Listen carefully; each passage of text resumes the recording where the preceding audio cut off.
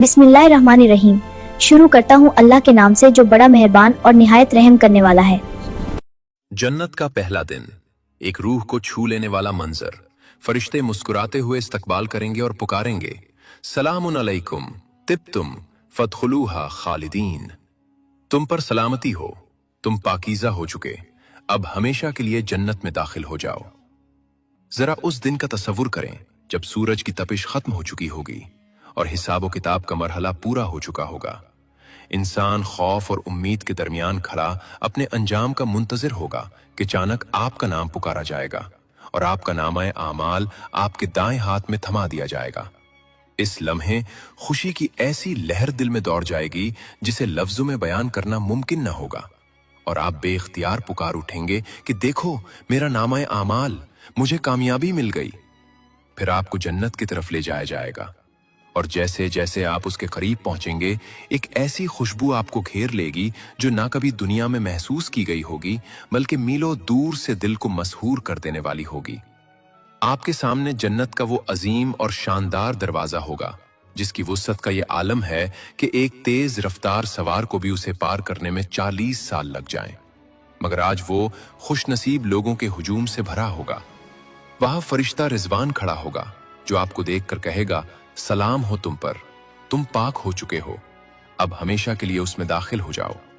मगर अंदर जाने से पहले आपको एक खास नहर के पास ले जाया जाएगा जो नहर हयात होगी। जैसे ही आप उसका पानी पीएंगे और उसमें गुस्ल करेंगे, आपके दिल से हर किस्म का कीना, हसद और दुख हमेशा के लिए मिट जाएगा। आपका जिस्म नूर से चमकने लगेगा और आपका कद 60 हाथ हो जाएगा, बिल्कुल हजरत आदम अलैहिस्सलाम के बराबर, और आपकी उम्र 33 साल कर दी जाएगी। वहां 8 अजीम दरवाजे होंगे और हर दरवाजा एक खास अमल के लिए मुख्तस होगा। बाबुस सलात उनके लिए होगा जो नमाज के पाबंद थे। बाबुर रियान सिर्फ रोजादारों के लिए खोला जाएगा। बाबुस सदका उन खुश नसीबों के लिए होगा जिन्होंने अल्लाह की राह में माल खर्च किया। बाबुल जिहाद उनके लिए जिन्होंने हक के लिए कुर्बानी दी। इसके अलावा बाबुल हज, बाबुल जिक्र और वो दरवाजा भी होगा जहां से लोग बगैर हिसाब के दाखिल होंगे।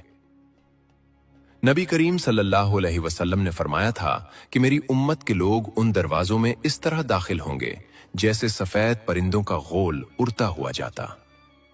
वहां कोई शोर नहीं होगा, कोई तकलीफ नहीं होगी, सिर्फ सुकून और सलामती की आवाजें होंगी। जैसे ही आप जन्नत की दहलीज पार करेंगे, आपके पांव तले जो मिट्टी होगी वो आम मिट्टी नहीं बल्कि खालिस जाफरान की होगी। वहां की कंकरियां मोतियों और याकूत की होंगी। आप अपने सामने ऐसे बुलंदो बाला महल्लात देखेंगे जिनकी चमक आंखों को खैरा कर देगी।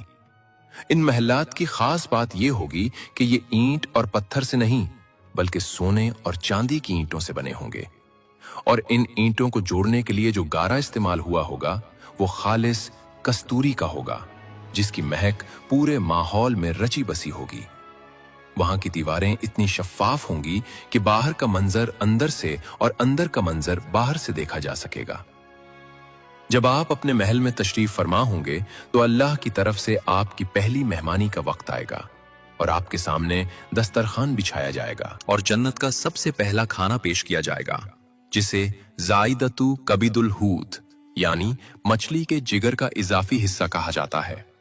ये वो लजीज तरीन खाना होगा जो आज तक किसी इंसान ने नहीं चखा होगा। इसके साथ ही आपको ऐसे फल पेश किए जाएंगे जिनके गुच्छे खुद आपके करीब झुक जाएंगे। आप जिस फल की तमन्ना करेंगे वो खुद ब खुद आपके हाथ में आ जाएगा। आप एक लुकमा लेंगे तो उसमें से 70 मुख्तलिफ जायके महसूस होंगे और हर जायका पिछले से बेहतर होगा। यहां एक हैरत अंगेज बात यह होगी कि आप जितना चाहें खाएंगे, लेकिन न कभी भारीपन महसूस होगा और ना ही बैतुल खला जाने की जरूरत पेश आएगी, क्योंकि जन्नत में कोई गंदगी नहीं है। आपका खाना एक निहायत खुशबूदार डकार और कस्तूरी जैसे पसीने के जरिए हजम हो जाएगा जो आपके जिस्म से निकलकर फजा को मजीद महका देगा। आपके महल्लात के नीचे से 4 किस्म की नहरें बह रही होंगी जिनका जिक्र कुरान करीम में भी आया है। पानी की नहर, ऐसा पानी जो कभी खराब नहीं होगा, बिल्कुल शफाफ और मीठा। दूध की नहर जिसका जायका कभी नहीं बदलेगा।